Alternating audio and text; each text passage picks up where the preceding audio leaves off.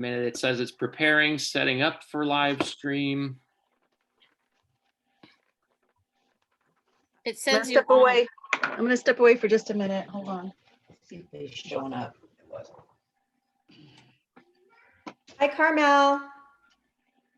I have a message that says it is now live streaming.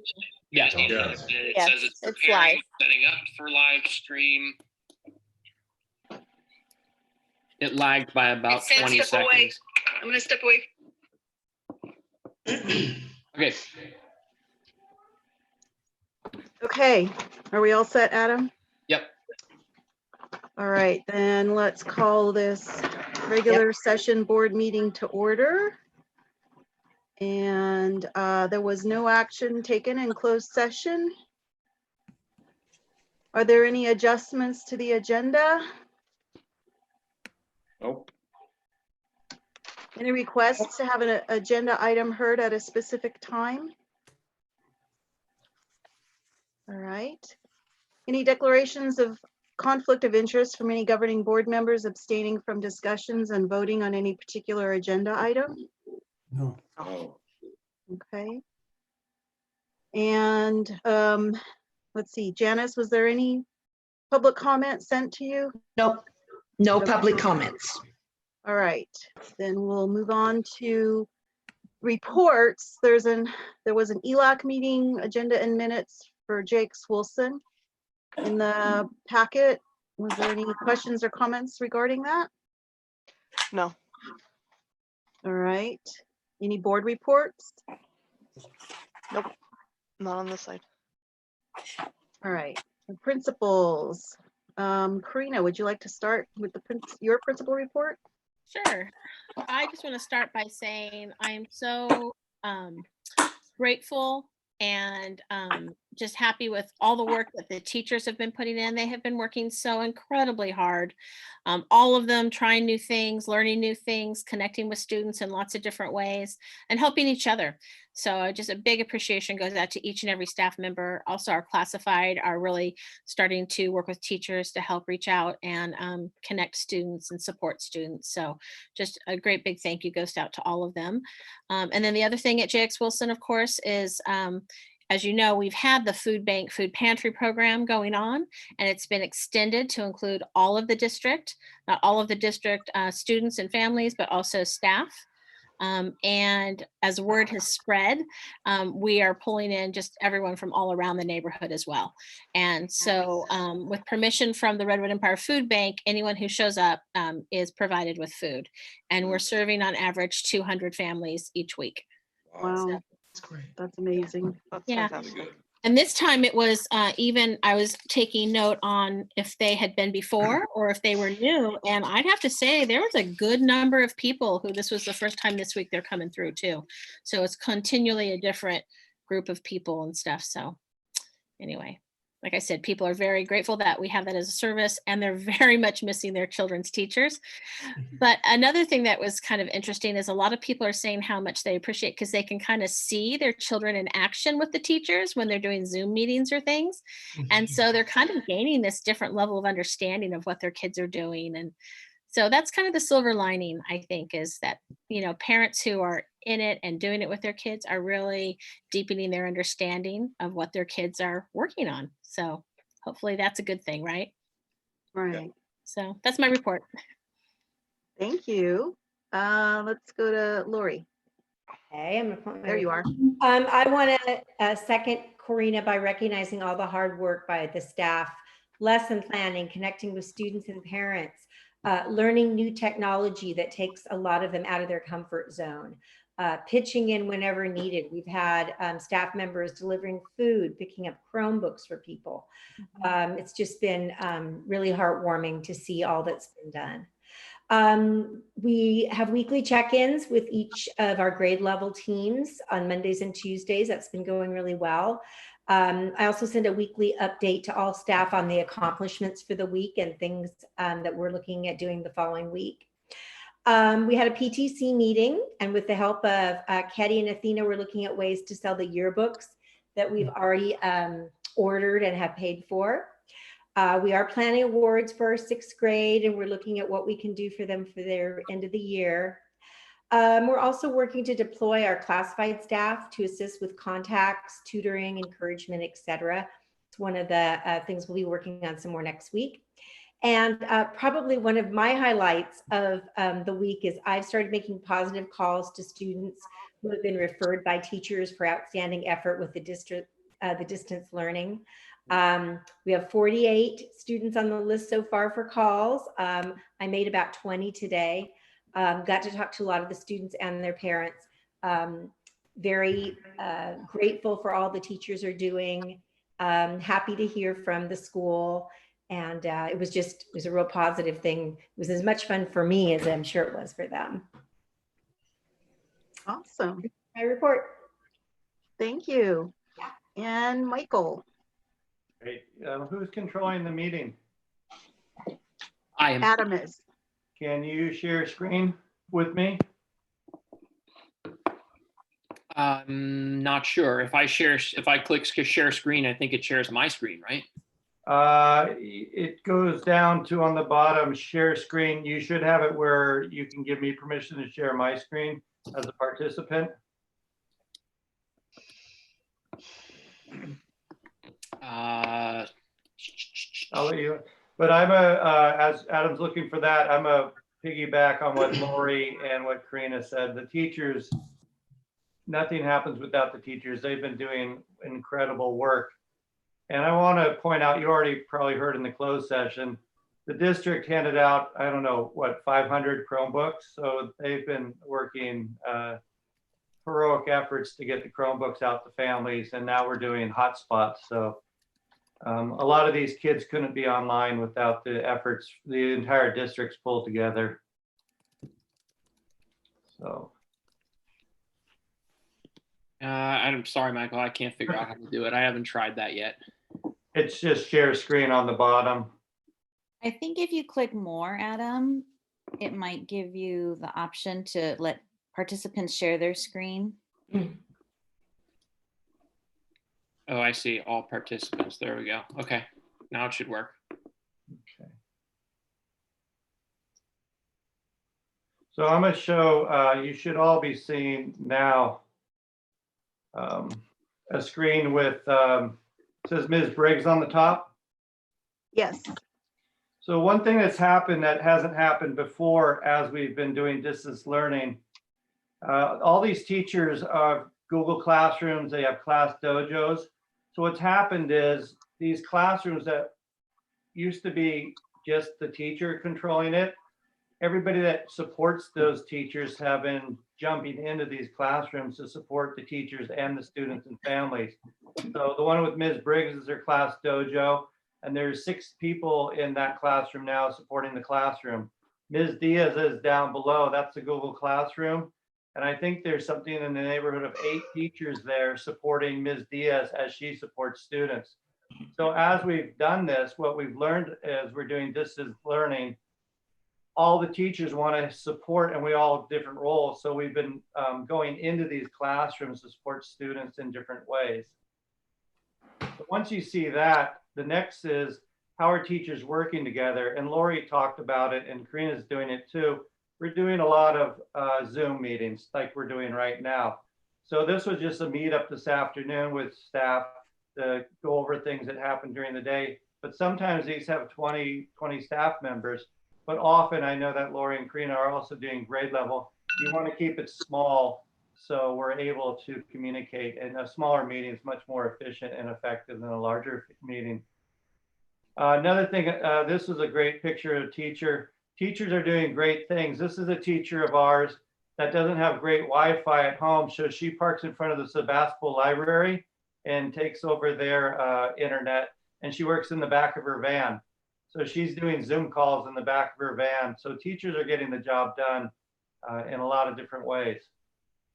Teachers are also having Zoom meetings with classes. And so you can see I've purposely obscured these kids' faces, kind of doing a little Photoshop on it.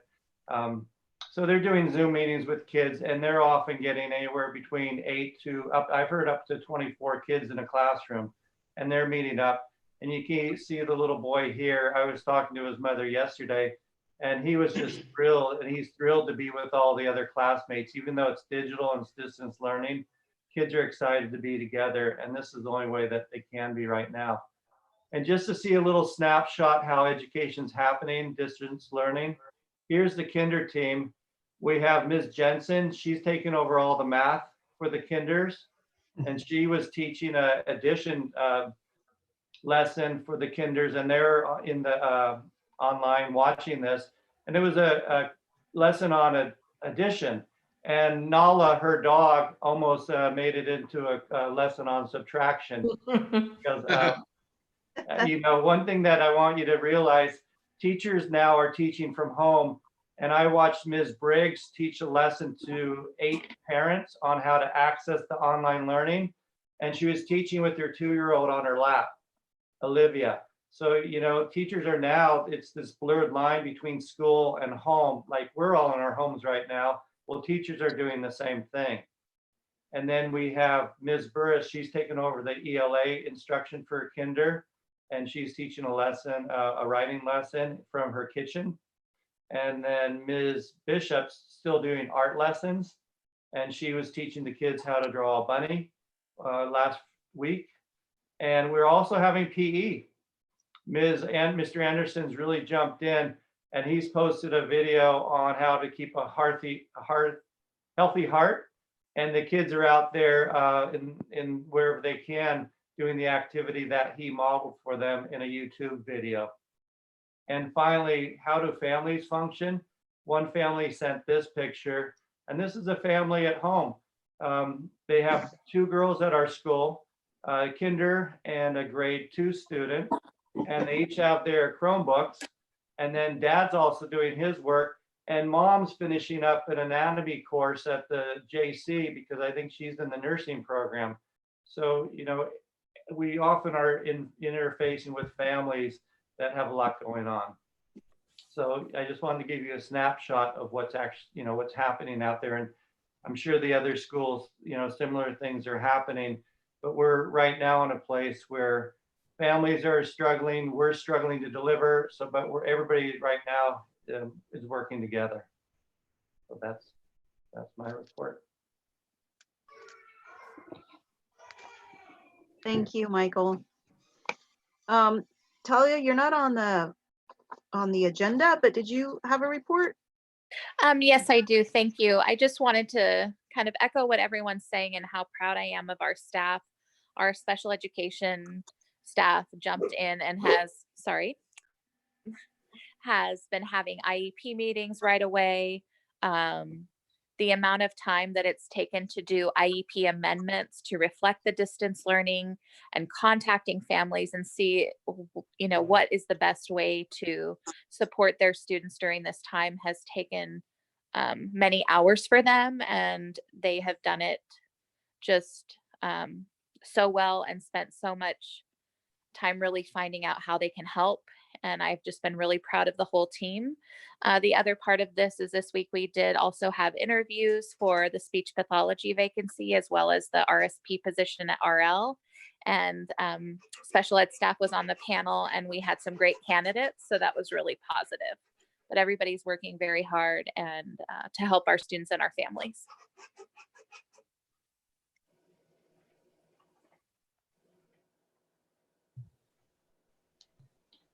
Awesome.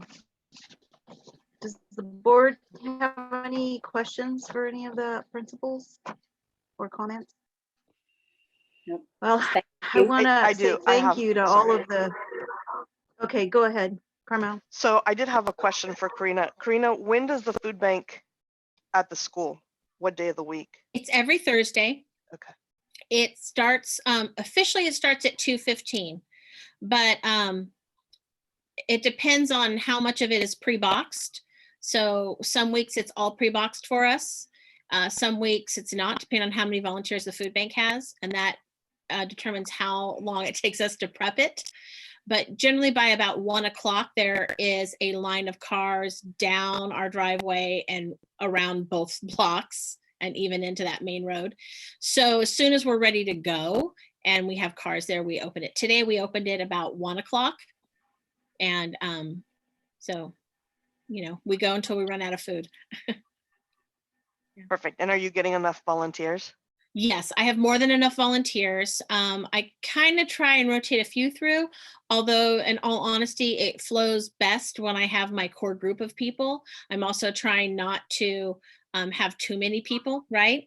Because you want just enough to get the job done, but not so many that we're on top of each other. So, there's that. And I'll share a little story too. That one of the things that was nice I forgot about, but we have our school counselor who also volunteers each week, so the kids do get to come through and see, we kind of can wave and say hi. And we actually had a family who was in crisis last week that could not connect up with their medical provider. And was having a really hard time with their child, but she knew we were there. So she came by the school during that same time to seek resources and help.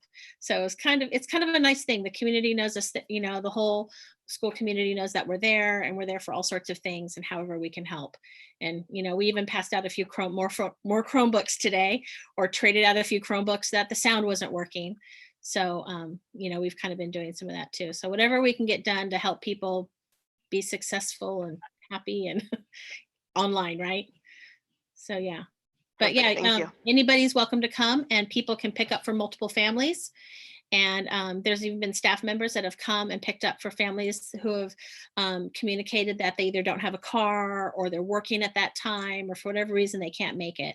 So we have people picking up for others and dropping off too. So yeah. Thank you. Sure. Well, I am in awe of what everybody's been able to accomplish on such a short basis and in a stressful situation. So I commend all of you and thank you so much Yeah. for what you've done. I second that. Okay, let's move on to Gloria's report. Thank you. Hi, everybody. you are. Good evening. I have a very Brady Bunch feeling here. Yes. I know. It's all very strange. So, I mean, as everybody has said, that, the staff is just working so hard, and it's just a new way of teaching and learning. So the learning curve has been really steep. One of the elements of our distance learning plan was to assess what support staff needs to be able to teach in this different way. And so we got the results back on Wednesday, and the top things that came up are to use the MyMath on learning resources. So that came with the curriculum that we purchased, but people, haven't been using very much because they've been using the print materials. Google Classroom, which a lot, especially the upper grade teachers, are using, and then Zoom, which teachers are using in various grades. So we talked in admin today about how to address those needs, and are really going to rely on our in-house expertise and the wonderful things that teachers are doing and are kind of sharing informally. But we're going to, ask some folks to hold some workshops, and people can volunteer to go to those if they need extra support. And we're also going to call on our vendor to see if they'll do a webinar for teachers also. So that's one thing we're working on. We met with curriculum committee today about grading. That's been a hot topic, is what do grades look like in this new environment? And so their recommendation was that in lieu of grades, that students receive NA, so not applicable, where the grade would normally go, and that they get comments about their participation in their work this past trimester. And the guiding principles behind that decision were really laid out by the California Department of Education, who said that grading is a local decision, but that there needs to be the decision needs to be based on equity and holding students harmless, right? So we don't want to punish any student for the fact that they don't have internet access, or their parent is not home, or they're babysitting siblings all day, or whatever the case may be. So there was a very strong consensus around that plan. So we'll be talking about that in admin about how to develop some guidance around that. In terms of testing, so obviously the SBAC testing was suspended, which I don't think anybody shed any tears over. The LPAC we were in the middle of, right? So the testing for the English learners. We had started 88% of the tests, 52% were completed. So we got about halfway. So we lose data, but what's in terms of student progress, but what's most impactful is that we use those testing to reclassify students, right? They have to get a certain score on that to reclassify. So the state is looking at holding another test administration in the late summer or fall. So hopefully that will work out, or that they'll develop some other guidance around how we could still reclassify students. So we're waiting to hear more about that. And then ELD, English Language Development, the state has said that it is still required. It's a required course of study. So we need to find a way to do it even in distance learning. We know that our English learners need that support. So it's up to us how we do that. We're going to be looking to our ELD teachers to continue supporting the classroom teachers to think about how to provide that in our new distance learning model. And it's going to be challenging, but we will figure it out, because that's what our teachers have been doing. So we're just going to keep moving ahead. So that's all I've got this evening. Okay, thank you. Any questions for Gloria? Okay, then let's move on to Jaime's report, the business manager's report. Just want to say hello to everyone again, and it's a phenomenal job that I've been doing at the schools. It's absolutely amazing. It seems like overnight a switch was hit and everyone's now online. That's just amazing. So I just want to tip my hat off to all of you. Okay, for the business report, our combined general fund cash balance is $3,613,164.68. And with my report, I just want to let you know that we don't really have much information yet from the county or from the state as far as how this is going to impact us. But we know one thing for sure is that with the May revise, the COLA will definitely not be the projected COLA that we saw during our second interim. So there's been talks of a COLA of 0 or possibly even a negative COLA, but all that is, we're waiting on more guidance from the state about that. Basically, we're just waiting for more information, and in the weeks to come, we're going to know what the economic impact will be for our district. There will definitely be an impact, so we have to really watch our cash. And when it comes to our budgeting for the next school year, we're going to have to be very careful on how we spend that money, and just making sure that we're very smart about that. Some advice is that I'm sure that Adam is already thinking about restarting our budget committee. I think we should start thinking about the budget committee again. It's going to be critical for us moving forward, because we don't know exactly how much we're going to be impacted, but one thing's for certain is that we will be impacted. We want to avoid any type of deferred payments or furloughs or things like that, which could be a very real situation for us next year.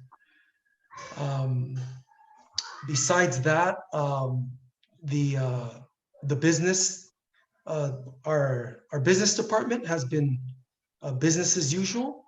We've been paying our bills and making sure that teachers and all the other staff get their paychecks. So there's been zero interruption when it comes to that for us.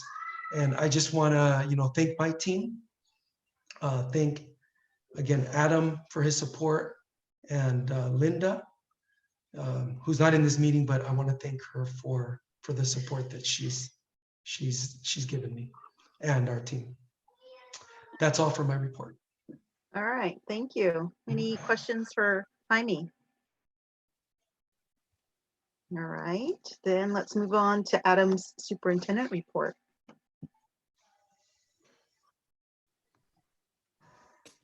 Thanks. I had myself on mute so you couldn't hear my two teenagers clanking around in the background with the dog. I've got a few items here. Also happy to just kind of talk about anything, there's a lot of rumors going around. There's a lot of speculation. I have a pretty good handle on the facts of the moment, minus all of the speculation. I'll try and cover some of that stuff. But I did want to share with the board, and I think you would have been sent this along with the rest of the district, the distance learning plan, which we developed in the early weeks here, where to kind of give everybody a roadmap for moving forward. What you see here is only weeks 1 through 4. We've since added, 1 through 3. We've since added 4 and 5, and we'll be working on going beyond that. And of course, remember when we first started this, we didn't really know how long we were going, right? We were crafting a distance learning plan that might be for a month, might be 2 months. We didn't really know at that point that we were going to be going for the rest of the school year. But that was, and it was a good process. We made it in collaboration with the curriculum committee and the collective bargaining committee, and then there is also the student parent home learning guide. Again, worked in collaboration, and this was to give parents some idea of what the expectations are on the home end of this. What I've been stressing with teachers and principals, though, is we need goals, we need benchmarks, but we also need to keep in mind the extraordinary circumstances that we find ourselves working under. This is not normal. And we need to keep that in mind when we sit down and teachers start teaching and administrators start administrating, that this is not normal, and we need to kind of step back every once in a while and make sure that we're gathering ourselves together and giving ourselves permission to make mistakes, because there's a lot of them. So our kids, Michael pointed this out, many of our teachers have their kids at home, and the list of barriers and obstacles to learning that are being faced by our families is, well, it's endless. Whether like several examples were mentioned, but we've got kids who are taking care of other, siblings. We've got, parents can't be there. We've got, kids who are being fed through our food line, who literally that's what they're getting, So a lot of challenges. On the plus side, and the first 2 weeks really, and even really 3 weeks of the plan was to really just focus on making sure that everybody had access. That was the word of those first 3 weeks, was access, access, access. So we started originally with getting Chromebooks out. We were trying to get the kids individual Chromebooks out of their classroom carts, like the one that has their little label on it. That turned out to not work. It was going way too slow. We were only able to get out about 25 Chromebooks per distribution session. So we abandoned that idea, and we basically just started taking Chromebook carts apart and having parents sign out Chromebooks that weren't their individual kids, but that they could sign but that their kids could log into, which was fine. But as we gradually, as teachers were making contact with parents and families and kids, we were finding that there were definitely barriers when it came to internet access. We could get them the Chromebook, but we can't get them internet access. And while there's a lot of options out there, like Comcast was advertising one, Sonic was advertising, within those categories or within those companies, there were additional barriers. Things like people being asked for credit card numbers, people who had maybe had Comcast before and had gotten kicked off because they hadn't paid a bill, or things of that nature. There was just things that Sonic isn't everywhere. So all of these things kind of kept coming up. And so I started looking for hotspots because we're going to be getting some stimulus money to cover distance learning challenges, and we're also getting state money for this. So I started looking for hotspots. Well, guess what? We're 3 months into a pandemic that's worldwide. There are no hotspots. But kept at it, and we eventually got 40 of them, and we started giving those out yesterday. I think it was yesterday. And we'll be giving out a good deal more of them on Monday. Even hotspots, imperfect. If you live in a neighborhood that isn't close to a cell tower, or if you live in a neighborhood that's not close to the right cell tower, then there's no guarantee it's gonna be a fix for you. If you don't have a lot of bars, for example, it might be slow. So I was telling the principals this morning is the last 5%. Let's say 5 to 10% of getting kids online is going to be the hardest, because they're the hardest to reach. They've got the most challenges. Maybe they don't even have a car, can't get to the food line to get the Chromebook. I've seen people stepping up all over the place. Teachers coming through the line to pick up Chromebooks for kids, for example, picking up meals for kids and leaving them on front porches, that sort of thing. It's really been pretty inspiring stuff. Let's see. What else we've signed out over 600 Chromebooks at this point, which I want to credit Jimmy Bowie, who is our IT guy. He's the hardest working guy in the district right now. It's never ending for him. Help desk tickets, which is the method that we use to get support around technology issues. The line is endless, and he keeps plugging away at it. But I want to just call out Jimmy for the work that he's been doing, and also to Melanie Gabriel, the head cook at Wright Charter School, who took the lead on putting together the meals for kids. And I mean, we're feeding the entire district. It's any kid who's ages 0 to 18 is coming through that line, and they're all funded through the Fed right now. So it's just a matter of being able to put together enough people to put together all the bags and everything. So she's got 2 other assistant cooks working with her, 3 other assistant cooks working with her, and then also we have the AmeriCorps volunteers helping as well to distribute to get the meals into the cars. Just real quick about the LCAP. So this is not something I'd be super thrilled to have to work on right now, and luckily I don't. So it's right now LCAP, CDE's guidance on LCAP is wait. We'll tell you what to do. That's been going on now for about 2.5 to 3 weeks. So we'll get something at some point. The kind of rumblings that I'm hearing, the back channel stuff says most likely they're going to tell us to continue the same LCAP that we had last year, basically roll it over into next year. And they're also talking about even extending the deadline to do that. But I'm not sure how that would work because they're not changing the budget deadline. So we'll see where that ends up. It's unknown at this point. So while we're thinking about current issues and trying to get Chromebooks out, get kids online and get everybody connected and all of that, we're also starting to think about next year. As Jaime mentioned, school funding is closely tied to personal income tax and capital gains. And those 2 areas right now with, you've seen the unemployment statistics, you've seen the volatility in the stock market. It is going to take a toll on 2021 revenue. I honestly don't know what to expect at the moment, but Jaime and I have been invited to a meeting next week at the county office with the title Budgeting in an Economic Crisis. Probably gives you an idea of what's to come. That doesn't sound good. The first round of federal stimulus dollars includes $13 billion in aid for K-12, tied to providing student meals and distance learning opportunities. We haven't seen that yet, but it's going to be coming. And the May revision is expected on May 14th. And everybody in the educational community will be sitting on the edge of their seat waiting to see that.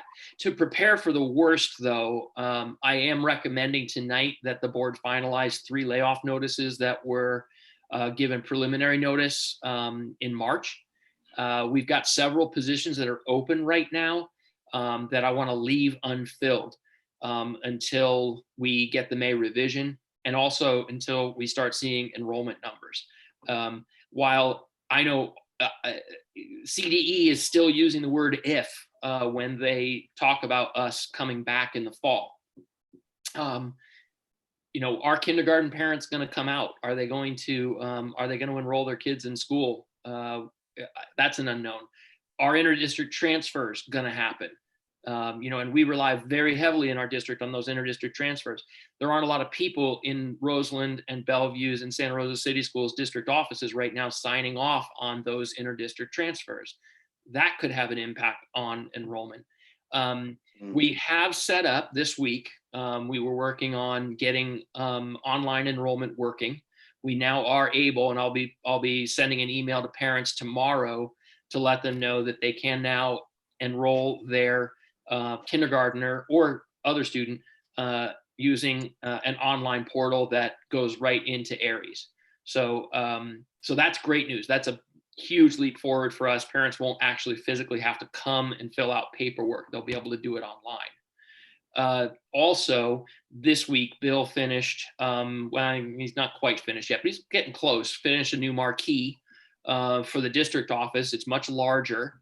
And it has mail slots on it for parents to be able to stop by the district office, pick up a registration packet, fill it out in their car, and we now have a brand new mail slot in the front door that they can slide it in so that nobody actually has to come into contact to be able to get their child registered for next year. I'm talking with the county office. I want to get the county office to do a push for registration countywide, because I think everybody's going to be facing the same thing with kindergartners. That, you know, it's time to enroll your kindergartner, get to your local school, and get that done. And then we're also looking at some signage to put up at the sites, some banners that we can put at the sites to direct parents either to the district office or to the website to access the online portal for registration. Let's see. Okay, so a lot of rumors floating around right now about the fall.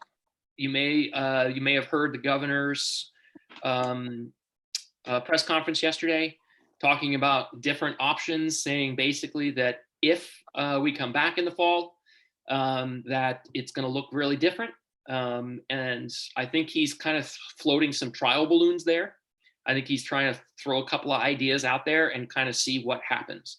So he's talking about things like staggered start times, not having more than 50 kids on the playground or at lunch at the same time, year-round schooling, all basically geared towards the idea that we need to have fewer kids on campus, and you know, class size caps. It'll be really interesting to see how this unfolds. He's working with CTA on it. He's working with CSEA on it. He's working with parent groups on it. He's working with the State Board of Education on it. But it's going to be really interesting to see how all of this plays out, because every proposal that I've heard so far costs a lot of money. And I don't know that there is a whole lot of money at the moment. So I guess I'll keep everybody posted as I hear things, but really there's just nothing solid right now. Let's see. I think that's it for me. A lot. Does anyone have any questions for Adam? I do have one question. Oh. Let's go to Carmel, and then Stan will go to you next. I just wanted to ask, do we have a date as to when the last day of school is going to be? I emailed them about 3 days ago just to ask them if they're still going to hold to the emergency days, given we're in hold harmless, and they haven't replied to me. So I'm going with the last day of school that is on our calendar right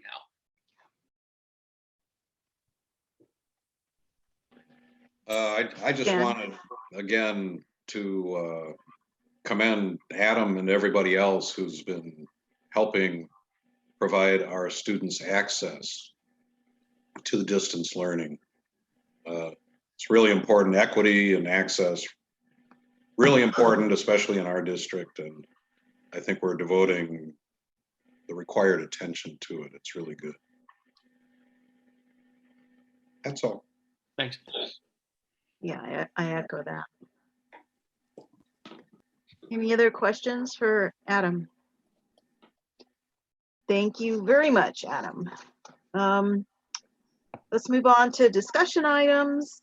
7.1, reduction of 1.5 FTE administrator positions, special ed coordinator, preschool principal, and curriculum coordinator into a 1.0 FTE administrator position, so we can drop a half FTE from district administration.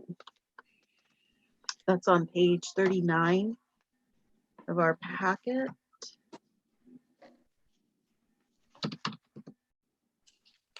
Should I speak to this? Adam, did you want to speak to this? Yeah. Start us So off? yeah, one of our, basically what I'm doing right now is going through last year's budget advisory committee list and seeing what can I do now.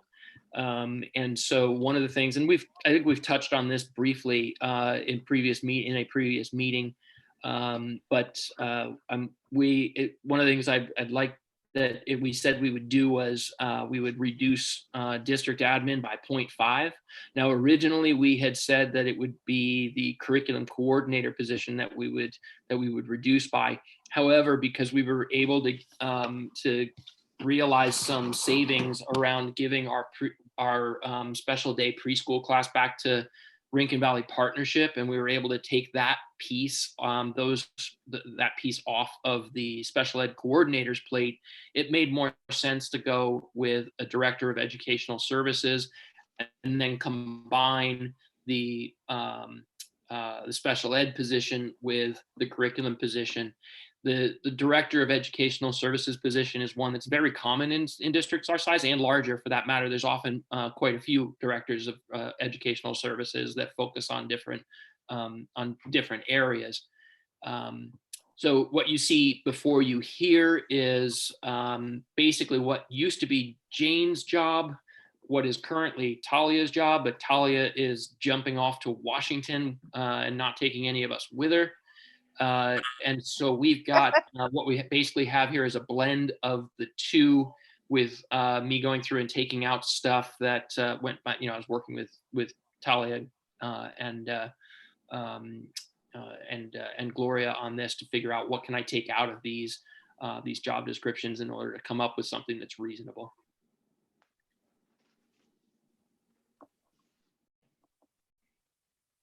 Comments from the board?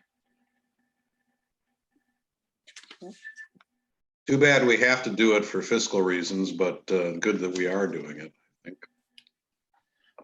Okay, good, yeah, and the job description is there, and then you also have the principal director of education services. This is the same job description that we've had, so there's no change there.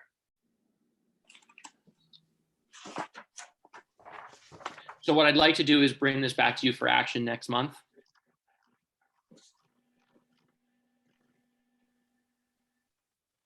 Yeah, I think that works, unless there's any other questions or comments from the board. So it sounds like, yeah, it looks good. Okay. All right. Okay. I think we're on consent items. Do I hear a motion? Consent items. Moved by I second. Robin, second by Stan. Any questions or comments from the board or staff? Nope. All those in favor? Aye. Aye. Aye. Any Aye. opposed? Passes 5-0. Action items, 9.1, approval of the budget revisions. That's on page 93 of your packets. I move we approve those. And I will second. Moved by Stan, second by Carmel. Any questions or comments from the board? From staff? All those in favor? Aye. Aye. Aye. Any opposed? Passes 5-0. Action item 9.2, adoption of resolution number 0404-1920, final action on resolution and decision not to reemploy certificated employees for the 2020-21 school year. That's on page 109. Move to approve. Moved by Robin, Second. second by Stan. Are there any questions or comments from the board? From staff? Janice, could you take roll on this resolution, please? Yes, Robin Jackson, Aye. Stan Greenberg, Aye. Karen Irwin McGee, Aye. Carolyn Dixon, Aye. Carolyn, Aye. and Carmel Carriel-Larios. Aye. Motion carries 5-0. All right, thank you, Janice. Let's move on to action item 9.3, approval of AB 1200 public disclosure and AB 2756 reporting requirements. This is on page 115. And it is public disclosure for 1% on schedule salary increase retroactive to July 1, 2019, and a 1% on schedule salary increase for 2020-21. Move that we approve. Okay. Second. Moved by Carmel, second by Stan. Any questions or comments from the board? From staff? All those in favor? Aye. Any opposed? Passes 5-0. Action item 9.4, approval of the 2019-20 and 2020-21 classified salary schedules. This is on page 131.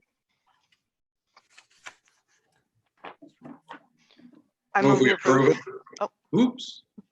I'll So second. it's, okay. Moved by Carmel, second by Stan. Any questions or comments from the board? From staff? All those in favor? Aye. Aye. Any opposed? That passes 5-0. Action item 9.5, approval of California School Employees Association, Chapter 835's tentative agreement to resolve negotiations with Wright Elementary School District in the 2019-20 school year. Article 20, wages. This is on page 137. I hear a motion. Approve. Moved by Robin, I'll second. second by Carmel. Any questions or comments from the board? From staff? All those in favor? Aye. Aye. Aye. Any opposed? That passes 5-0. And action item 9.6, approval of the California School Employees Association, Chapter 835's tentative agreement to resolve negotiations with the Wright Elementary School District for 2020-21 school year on page 143. I'll move hear that we approve. Okay, moved by Carmel, I'll second. second by Carolyn. Any questions or comments from the board? From staff? All those in favor? Aye. Aye. Any opposed? Passes 5-0. Oops. And action item 9.7, approval of resolution number 0405-1920, Wright Elementary School District Governing Board declaring emergency conditions exist at schools and offices in the district and granting the authorization needed to take any and all necessary actions to prepare and respond efficiently to the novel coronavirus COVID-19. This is on page 149. Karen, can I speak to this one? Yes. So this was this resolution, as well as the one that follows it, were both given to district superintendents by the county office with a recommendation that we have our boards look at them. now that we are, I'm going to say at one point when I looked at this, it made sense to me. At this point in the process, though, I'm finding less and less that I would really need this kind of authority. I think that we can declare the emergency in the second resolution that's in here, and I think we do still need that one. But I think I would recommend that we actually just table this one.